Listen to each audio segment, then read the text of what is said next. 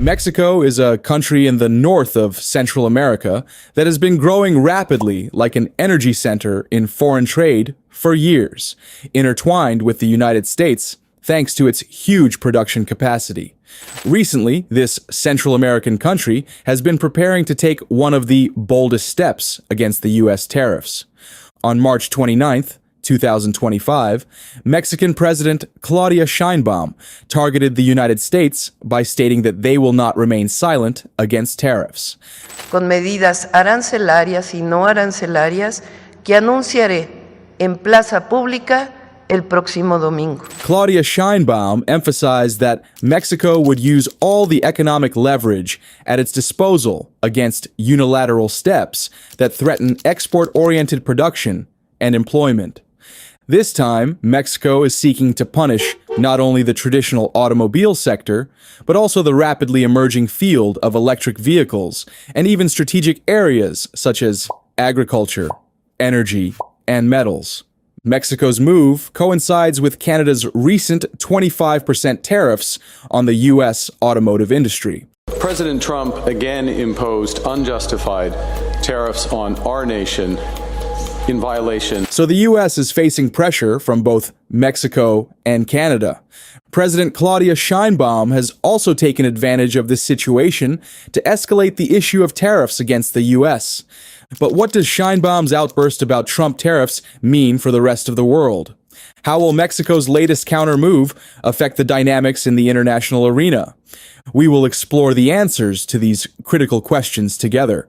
But first, please don't forget to subscribe to our channel, turn on notifications, and give us a like to stay up to date with our content.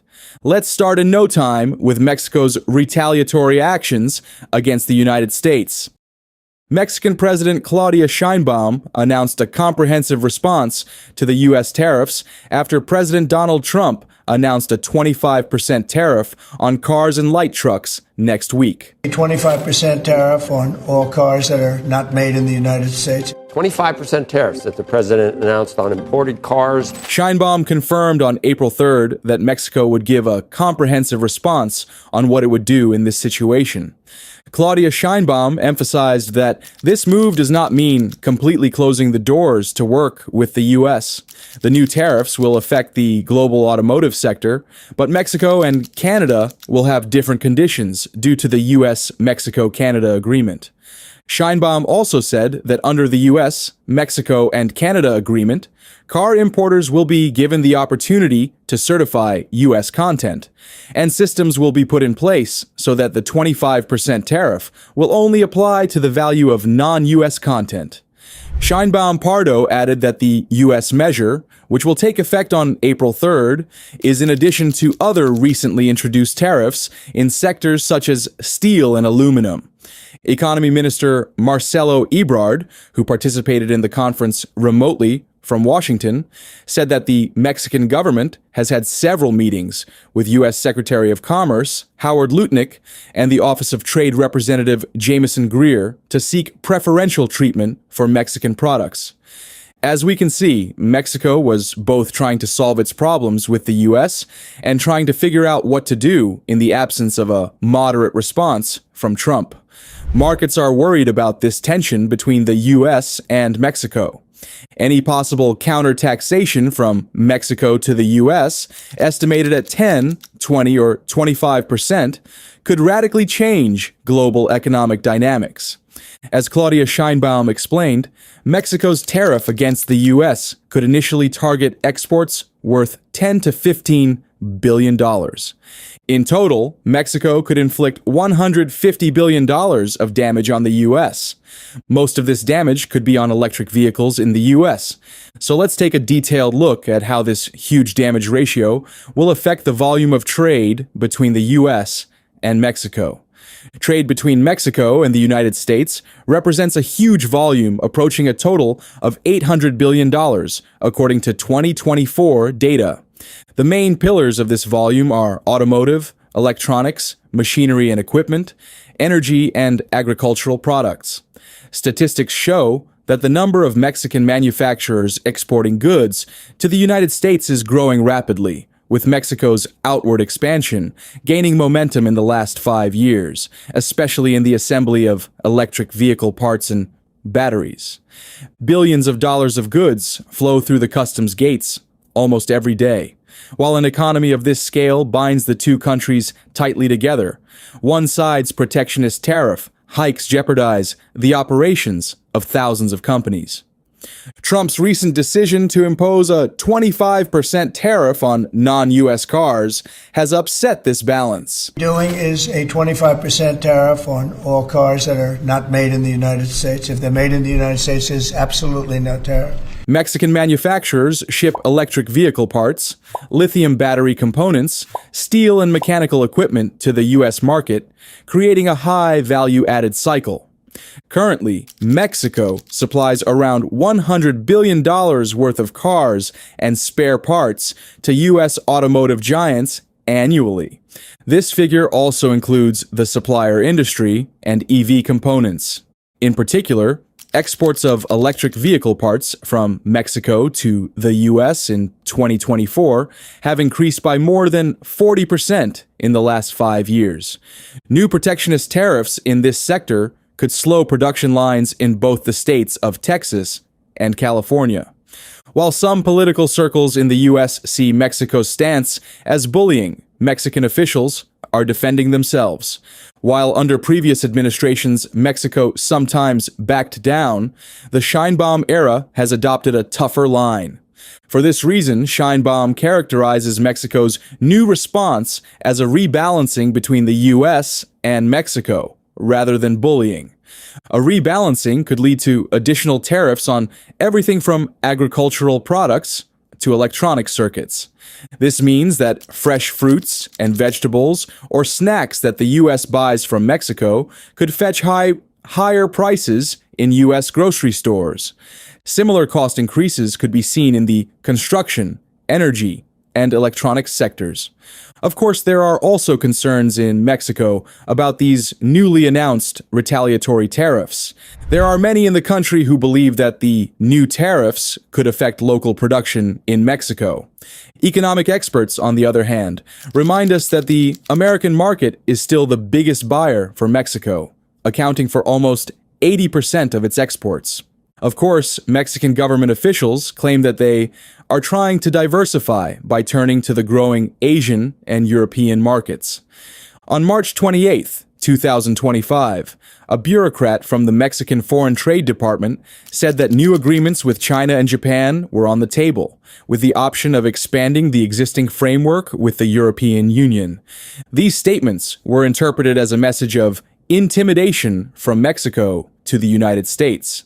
This is because digital and green transformation projects are well suited to open new export doors for Mexico. The growth in electric vehicle battery production has attracted mining companies working on lithium reserves to Mexico. The Sheinbaum administration is seizing this opportunity and pursuing policies to reduce dependence on the U.S. On the other hand, Sheinbaum's clear stance has considerable support among the Mexican public. Many Mexicans have long felt fed up with Washington's pressure on immigration and security issues. Mexico's rise in the fields of electric vehicles and next-generation technology reinforces the feeling that it is time to get rid of the paper weakness. Of course, some in the business community emphasize that they need to be careful, that the U.S. market is very important for Mexico. But the Sheinbaum side argues that they are aware of all the risks and that if they remain unresponsive, it will put Mexico in a weak position vis-à-vis the United States. Considering all the risks, Sheinbaum's retaliatory move does not only include automobiles and electric vehicles. The country is also a giant exporter of agriculture. According to 2024 figures, Mexico's agricultural products sold to the U.S. amounted to about $35 billion. Items such as tomatoes, avocados, peppers, juices, and snacks are in high demand in U.S. markets. If Mexico raises tariffs on these products or slows exports, food prices in the U.S. could spike. Especially in states like California, Mexican products fill a significant portion of the shelves. The production model, based on cross-border supply chains, has reinforced the interdependence of both countries in the agricultural sector. So the Sheinbaum government holds a very powerful card. Mexico's Minister of Agriculture has raised tensions further by saying that they will not sell the interests of their people, that they are not obliged to the U.S. market, and that if they want to close the doors, they can pay the price together. After such tough messages, the focus shifted to April 3rd, 2025. President Sheinbaum says that they will announce their steps on this date if Washington does not reverse course.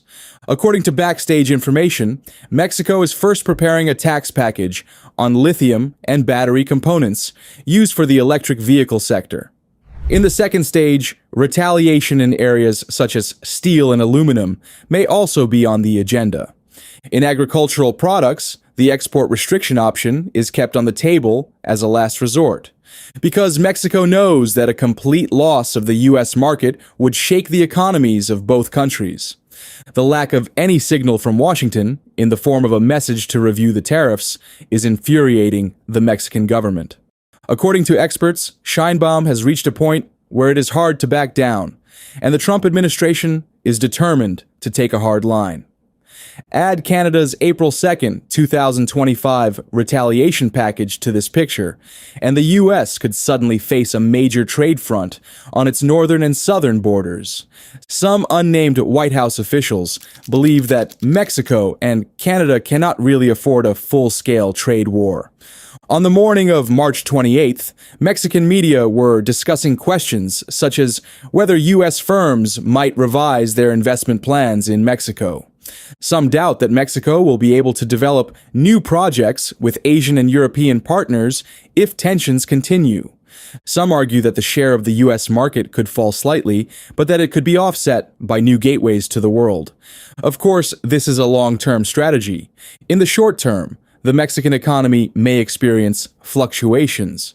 The Sheinbaum administration is already aware of this.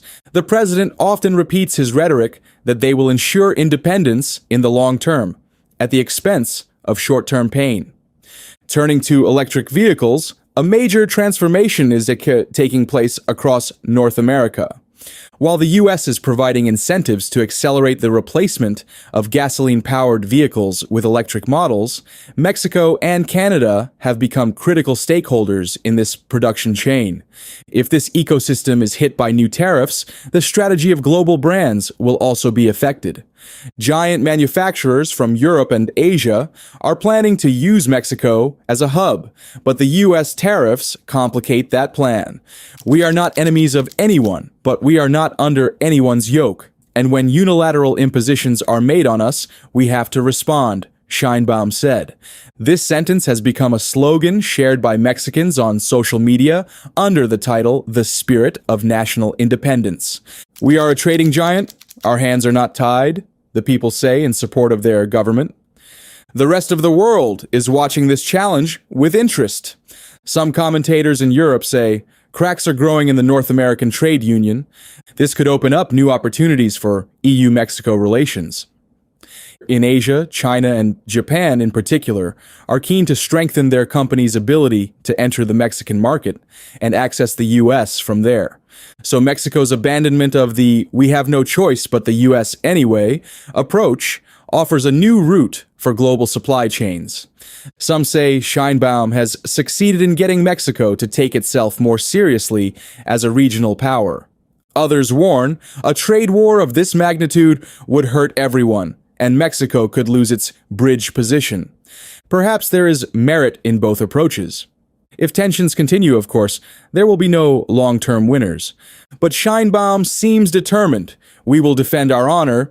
We will pursue a fully independent trade policy. But can the U.S. side back down? Is there any hope for this scenario? As of today, while the U.S. administration keeps talking about Trump tariffs, Mexico and Canada have almost simultaneously put the retaliation card on the table. Canada has set April 2nd as the date, Mexico April 3rd. It is unclear whether there is panic on the Washington front, because the Trump line says, "They are dependent on us, don't be afraid," but the data on the ground does not show that.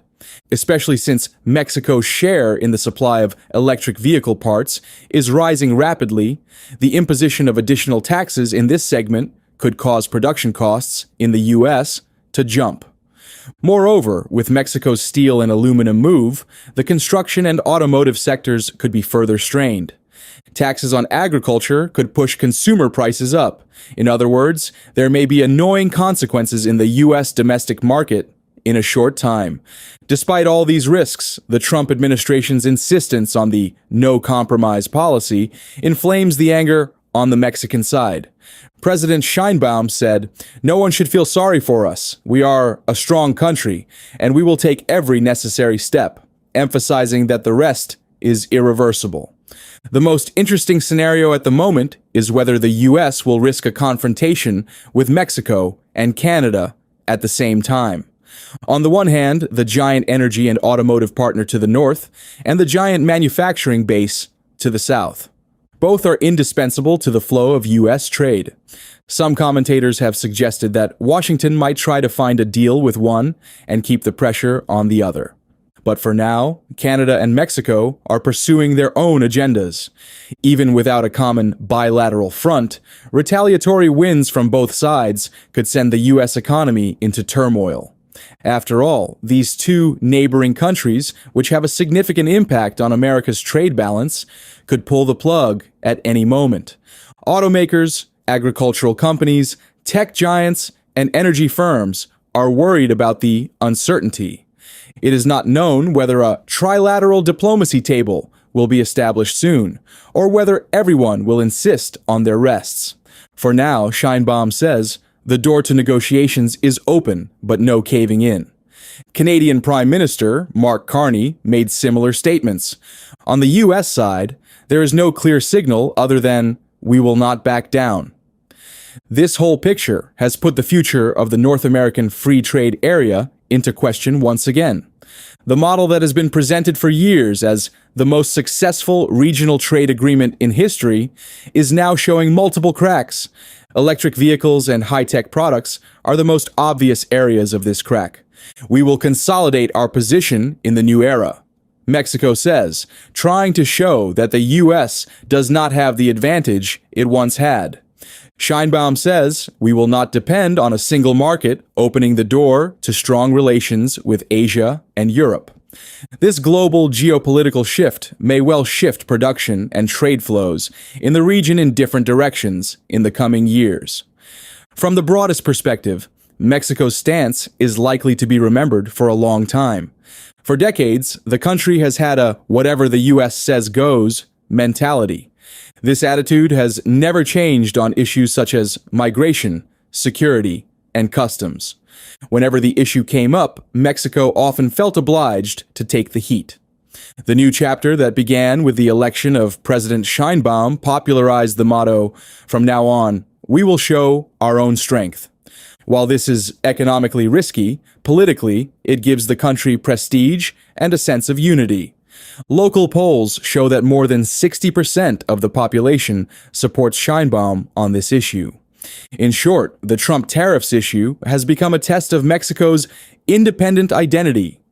As April 3rd, 2025 approaches, tensions are likely to escalate.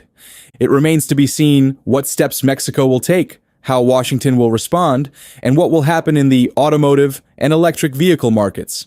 It is also very critical after this date. While some expect a last-minute peace deal, others predict that neither side can back down. A trade war is inevitable. Meanwhile, Canada's April 2nd move is also on the horizon. If the neighbors to the north and south play their retaliatory cards at the same time, the U.S. economy could feel the tremors. Right now, the Trump administration is in a state of silent resistance. They insist on tariffs, saying it is our duty to prevent unfair trade. Mexico, on the other hand, is saying, you are the one doing the injustice. We are obliged to retaliate. There are huge numbers, $800 billion of U.S. trade with Mexico, $900 billion of U.S. trade with Canada. In such a huge market, even a small upheaval could affect the future of millions of workers. Mexico could also cause $150 billion in damage to the U.S. We will probably have a clearer picture of what this chaos will turn into in the time to come. Thank you for watching.